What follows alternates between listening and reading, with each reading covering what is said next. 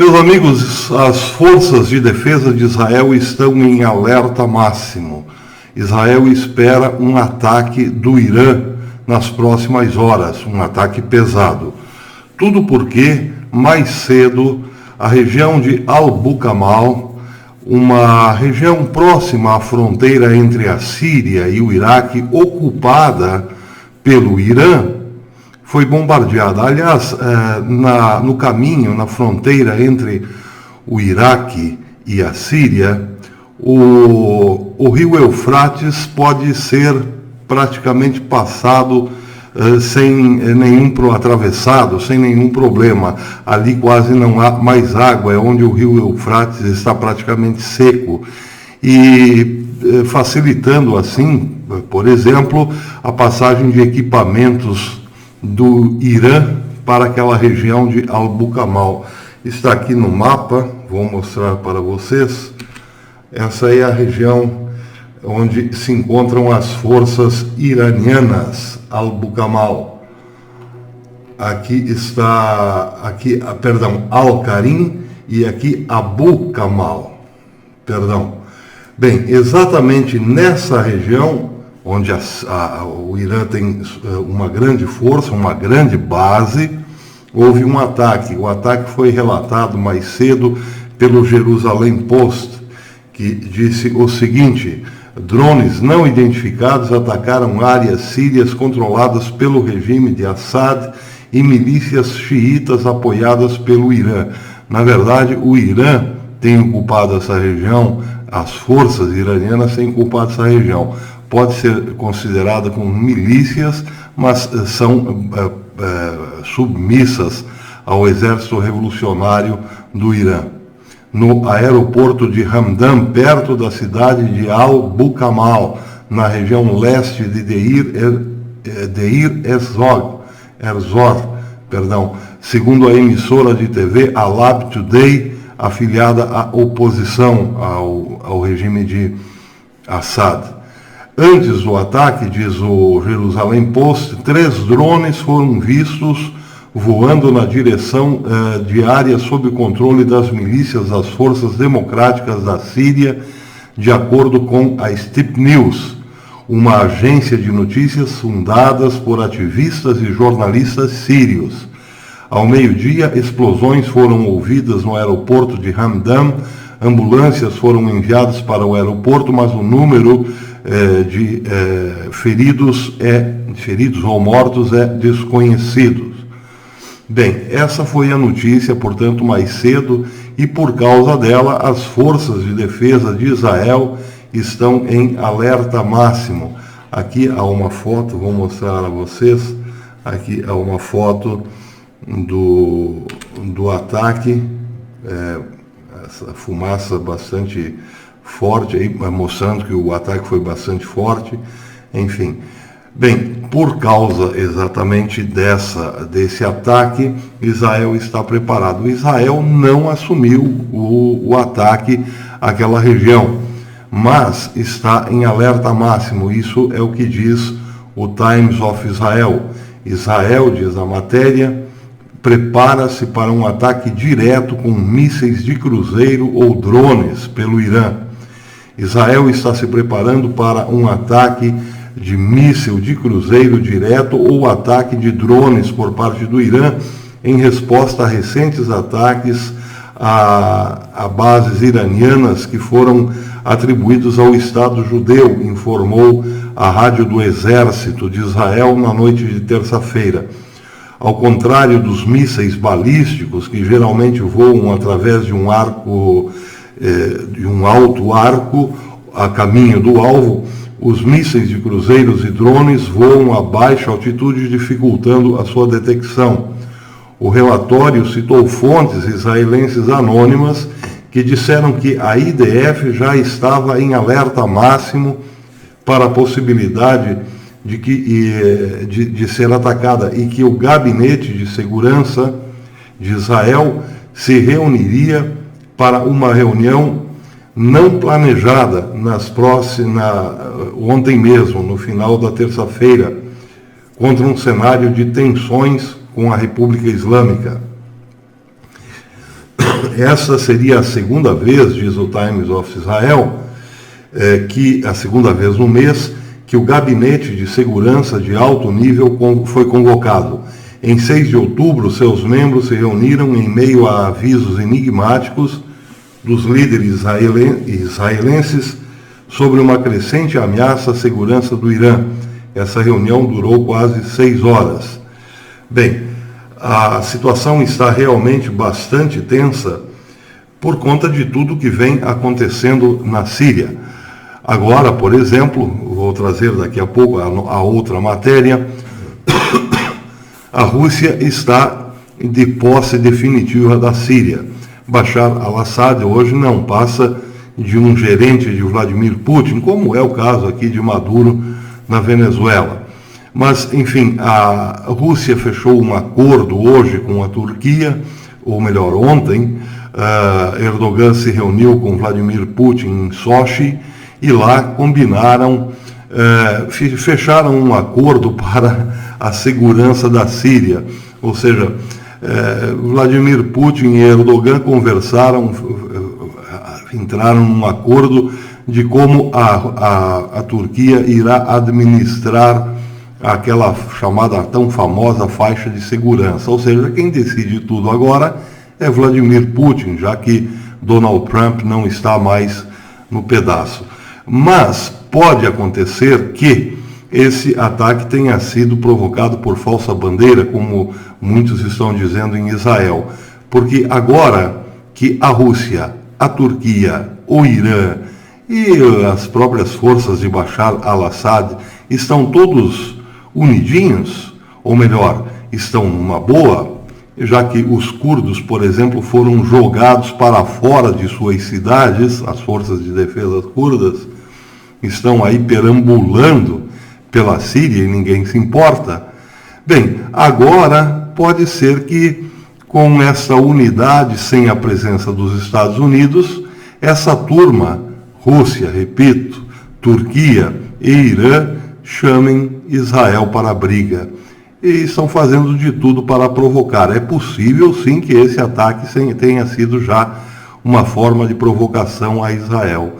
É provável que o Irã responda, quem sabe não diretamente com mísseis balísticos, mas pelo próprio arsenal que tem hoje o Hezbollah em seu poder, um arsenal iraniano. São mais de 150 mil foguetes, entre foguetes e mísseis, 150 mil projéteis que podem sim começar a serem disparados do Líbano contra Israel. Situação muito tensa, muito complicada para Israel e, coincidentemente, esse eixo formado entre Rússia, Turquia e Irã é exatamente aquilo que diz o livro profético de Isaías, o perigo que vem do norte.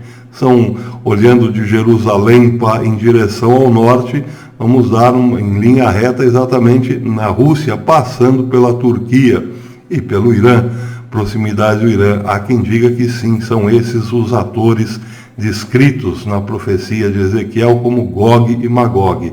Pois se for Gog e Magog mesmo, é preciso então ficar bastante esperto. Por quê?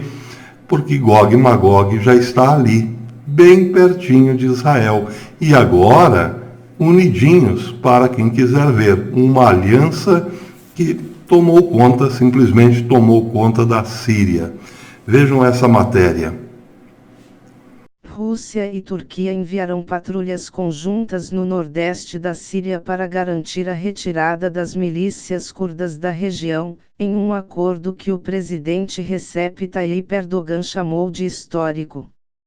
Após 6 horas de negociação entre o presidente russo Vladimir Putin e Erdogan em Sochi, sul da Rússia, os dois governantes anunciaram o acordo pouco antes das 19 horas, horário de Brasília, quando foi encerrada uma trégua na ofensiva turca contra os curdos.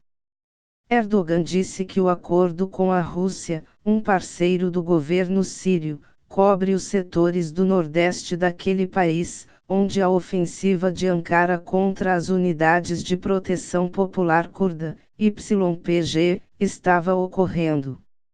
A retirada das forças curdas, concluída na noite de terça-feira, cobre uma área de 120 quilômetros em frente entre as cidades de Talabaya e de Hazawain, os principais objetivos da ofensiva turca.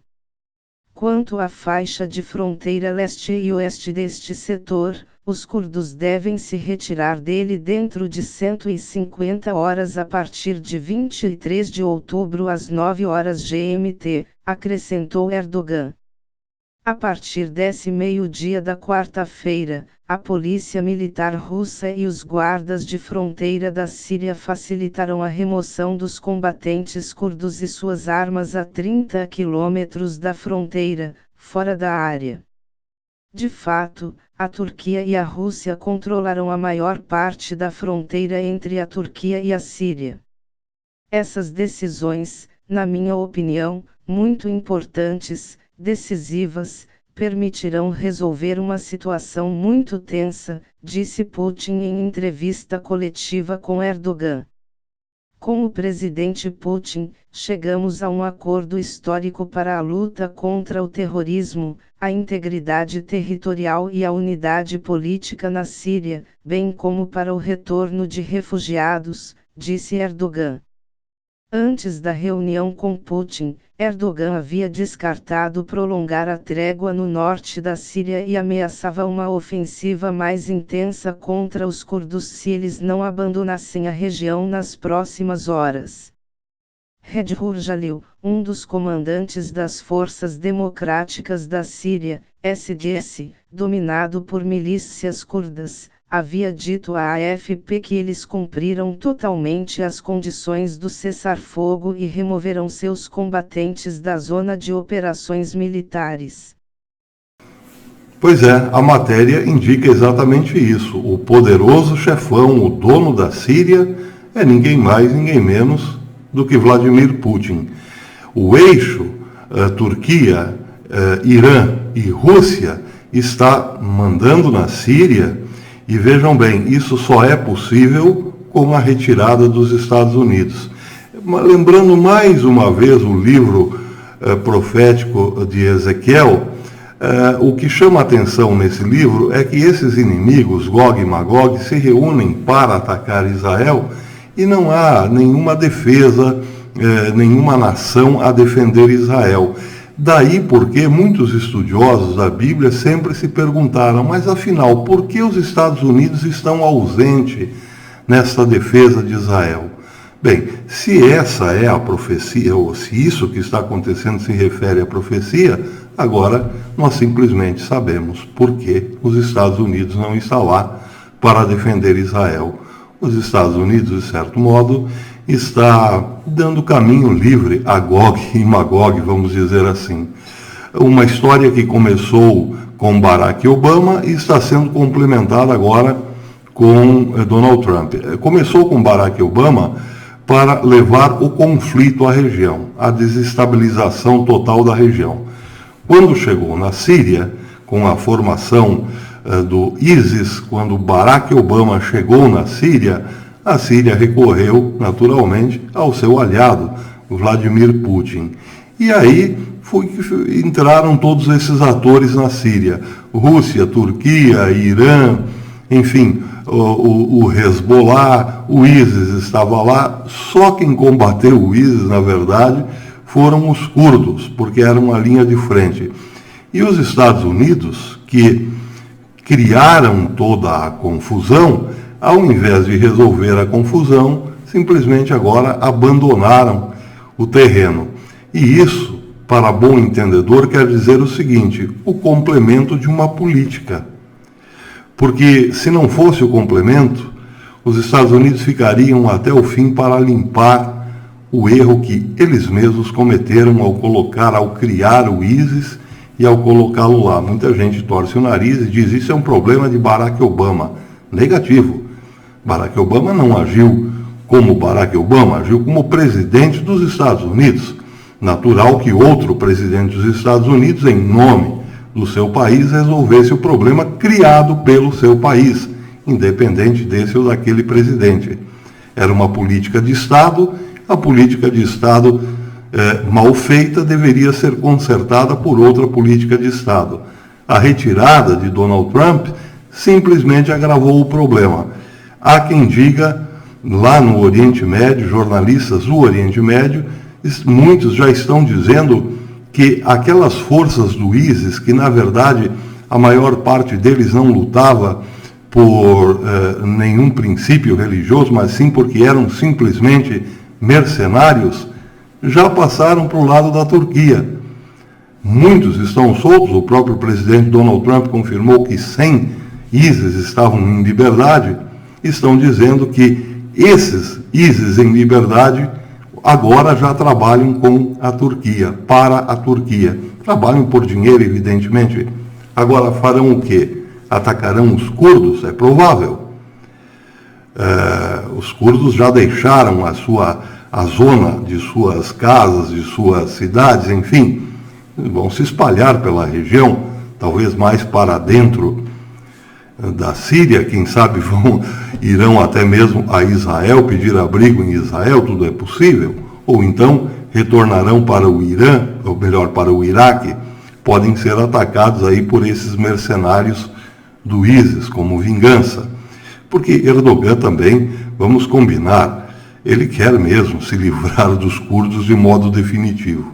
Mas podem também esses ISIS, a serviço, a mando da Turquia, causar o terror, por exemplo, na Jordânia, por exemplo, nas colinas de Golã, ou até mesmo no Líbano. Tudo para desviar o foco de Israel. O foco de Israel, o grande problema de Israel hoje, o imediato, é o Irã. E tudo que possa dividir a força de Israel, nesse caso, conta. Se o Irã está unido com a Turquia e com a Rússia, certamente esses outros dois atores trabalharão para o seu aliado. E aí é que mora o perigo. Bem, seja como for, a ausência dos Estados Unidos criou um gravíssimo problema para os curdos, mas pode ter causado um maior ainda para Israel. Até depois.